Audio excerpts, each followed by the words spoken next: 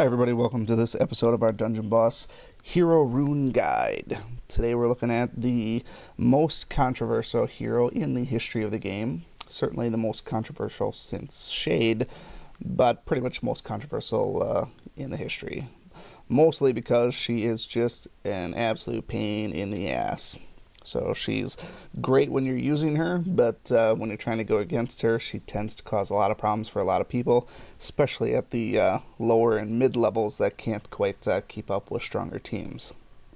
So this is one that I see all the time in Gen Chat in terms of how we want to rune out this beast, both figuratively and literally. She is kind of a unique one because she has, well, she's a healer, for one, so she needs to do some healing, and two, she also needs to stay alive as long as possible and soak damage because she needs to let her little feathers grow. So we end up with a weird situation in terms of how are we going to throw runes on her. We are also coupling that with the fact that she is a fire hero. Fire heroes and tanks, for example, are notoriously difficult to rune up as far as defensive go. Anybody that's ever really tried to rune out their Astrid with really hardcore defense usually ends up running into a roadblock at some point and realizing that using her without a scratch or just a scratch trait is tough because it's easy to outpace her defense with someone else's attack. And that is largely due to the rune loadout. So let's take a look at the rune loadout to start with. Fire heroes, she is a traditional fire hero. She does not have a weird one like Koros has. So she has the typical runes that every fire hero has. 2 fire runes, a nature, a light, and a dark. When we look at the fire runes, and we're going to take a sidebar here. This is why it sucks, because when we do fire runes, notice there's no bulwark rune. There is no Aegis rune. So there's no heavily defensive-centric runes that are reviving around fire. Now you might counter with saying, well, what about this one down here at the bottom, the Tactics rune? So with the Tactics, we can get that damage reduction in PvP. That's good, right? And I knew that you would ask that. And so have you ever seen a Tactics rune, particularly a Fire Tactics rune? It's not everything that you hoped it would be. In fact, it's quite kind of garbage. People used to only use them because of the 4th stat, but the PvP runes are much better these days. A Tactics rune for fire, at least, crit, attack, and skill. Nothing involving defense or damage reduction at all, except that 4th stat. So you're playing Russian roulette with the 4th stat, trying to get something that's a perfect 10, which in the grand scheme of things is likely not going to help too much, and it's going to cost you on the attack side as well, because it's minimal attack, minimal skill, but a high crit chance. And Solaris and crit are really just not necessary, and you can raise the crit chance just in general by leveling her up and just putting any runes on her, and she's going to be better. So investing in a Tactics rune, especially with the superior variety, we're going to spend a couple thousand gems to craft that thing. It's not something that I would recommend, which is why you see it on Selwyn here and not on Solaris. So that brings us back to Solaris. What do we do as far as runes? We obviously can't just load her up with bulwarks and damage reduction. Nature runes have an Aegis rune, but they do not have a bulwark, so we can do damage reduction. Light runes have both Aegis runes and bulwark, so you can take your pick there. And dark runes have bulwark, but not Aegis. So if you wanted to go straight defense, you're probably going to have a pretty tough go at it because you won't get straight defense upgrades on the fire, or nature rune. So do we want to do attack based? And I'm going to actually counter that as well. Solaris is probably your textbook example of one that you want balance, because you need her to stay alive, but you also need her to, one, do damage because of this here. Firebird is her first ability. Firebird is also an attack, range fire attack on all people. You want to do damage there. And it heals 4996. So it heals pretty good, so you need to have some skill in there. And after the healing nerf, this is going to be even more critical. So trying to do some balance with a little bit of extra skill rather than crit chance. You want skill, not crit chance. You might want to throw that on some of your runes to make this heal a little bit better. And the big one here, and the reason why I suggest maybe a little bit of attack as well, is because it doubles on a kill shot. That's a huge, huge, huge thing that you need to pay attention to. So, my Solaris right now has 5,000 attack, 3,000 defense. I tried to put some defense on her and ended up running into some dead ends. She was getting killed all the same. I think you can take every single one of the defensive runes that you can find, take the absolute best ones, even with a ton of damage reduction. I still think most Grognogs are going to take her out with the Snow Day followed by the Frost Breath. That's usually how mine dies almost every time, unless I kind of get out ahead of the game and purge that Snow Day buff. So dealing with the defense on Solaris is not really your highest priority. In fact, what I'm going to suggest with Solaris is don't get bogged down too much in focusing on one particular stat. Instead, the rune build that I'm suggesting today is more so on functionality than overall baseline stats. If you're going against good teams, Solaris is going to die eventually. That's what she does. She dies, she resurrects, she dies, she resurrects. It slows down in the long run, but that's what happens.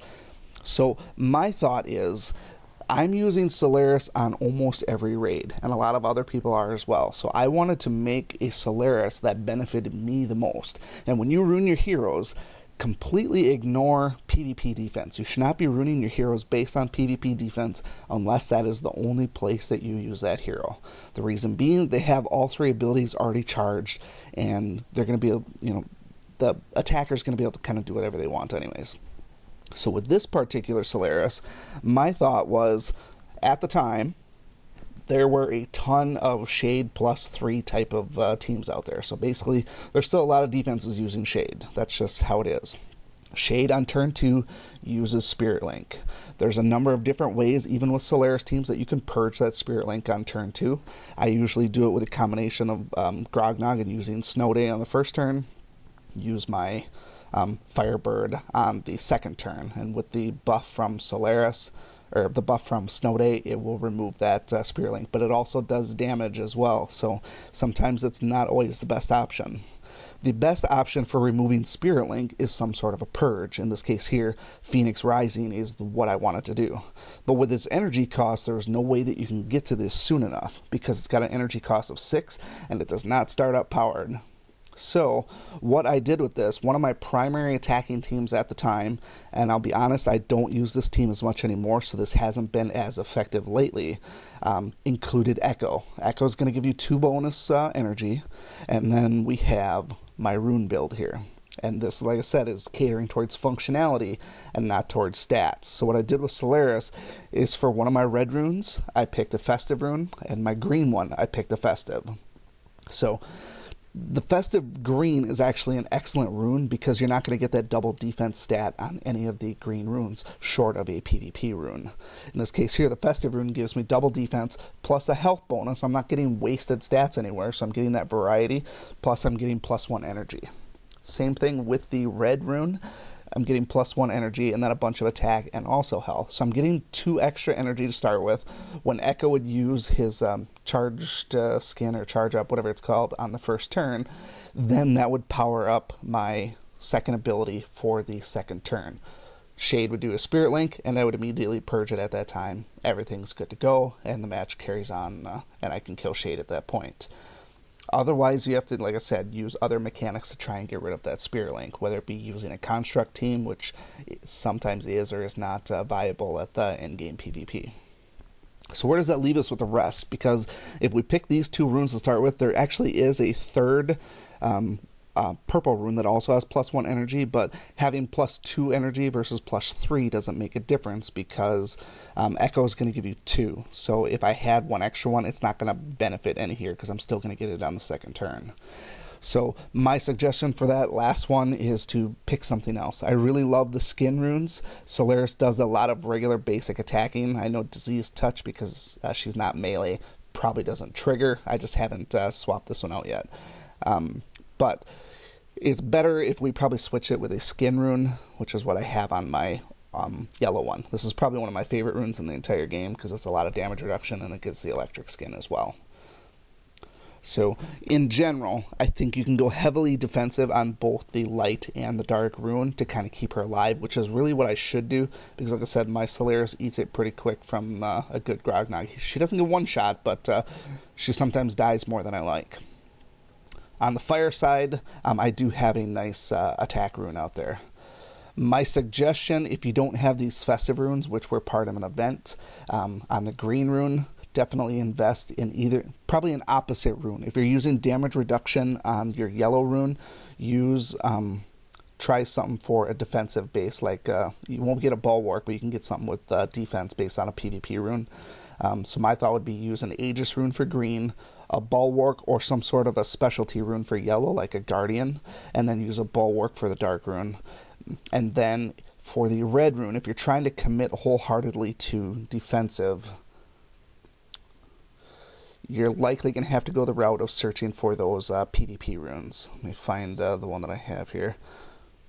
You're probably not gonna find too many double defense red runes. If you have one, let me know what it's called, especially if it's a champion rune or a duelist rune or something like that. But there is a champion rune that's attack defense. This is also a great rune for Solaris as well, because it also has reduced damage, so it gives you 2 defensive procs, but it's still attack centric. So it's a good one to keep her attack up as well as mitigate some of the damage. If you have a pair of these, I think that's going to be a great option. But like I said, my Solaris is built heavily around pairing with Echo and being able to purge Spirit Link. Now, as I've seen the meta evolve, there had been less shades out on defense, which has allowed me to discontinue my use with Echo and focus more on Agnon instead, because I didn't need to purge Spirit Links too much. So, in general, though, like I said, because of the rune loadout that Solaris has, you're not going to be able to commit all to one type of a structure, like all defense or all attack. You probably could commit to all attack, actually, because all of them except for the yellow rune have heavily attack-based runes. You could do that, but I think she's going to suffer, and she may actually even die in some first-round attacks if you're not careful. But my suggestion is think about how and when you use her. As I said, I use her with Echo, and that allows me to use my second ability in the second turn. And so that may just be using it for a heal for some people, not necessarily the purge. It doesn't heal a ton when it's split amongst the entire team, but it does purge any of those things that you might have picked up from skin runes, like a disease or a chill or something like that, or even wounding or poison or whatever it might be. So it's definitely nice to have out early. It's certainly not going to mitigate damage from sapping vines when Lily does that on the first turn, but it will keep you alive a little bit longer. So something to consider. Otherwise, in the grand scheme of things, like I said, try to use balance. 2 fire runes, go heavy on attack, and then go damage reduction on one, and then defense on one, and then a specialty on another one. At some point, I think almost everybody, at least now, should be able to get to one of these specialty runes. Like the light rune has the guardian rune. I think most people are able to get this, and you just got to scrounge up only 2,000 gems for it, and then just find some of these items here. The corrupted heart, they've been aplenty. You can see I have 12 of them sitting there. You should be able to find some of those as well. So use 1 specialty rune, 2 attack runes, 1 damage reduction, and 1 bulwark. Make sure you're mixing in a little bit of skill and also a little bit of health. Health buff goes quite a way when you start pairing with other beasts and with Grognog.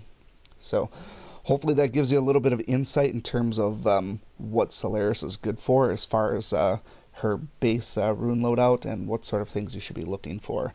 And again, like I said, if you have a double defense red rune, definitely leave it in the comments and let me know what it's called, and then I can search around some of my other heroes and see if I do have one indeed. Otherwise, that's going to wrap up this particular session. We're not going to do any PvP with Solaris because literally every match is with Solaris, and I'm frankly sick of seeing her, and I know you guys have seen every match under the sun with Solaris anyways. So we will leave it at that, leave it as a little 15-minute video, and if you have any questions, comments, or concerns, feel free to leave those below. Otherwise, we will see you again next time, and if you have a request on who you would like to see, just let me know, and I will prioritize that one because I don't have any fixed heroes in terms of who I want to do next. So I need to know who you guys prefer to see. So we'll catch you again next time, and thanks again for watching. Thank you so much for watching this video and supporting my channel. If you like this video, please show your continued support by hitting that like button, and be sure to check out both my YouTube channels for new content all the time. And always remember, peace is a lie, there's only passion. We'll see you next time.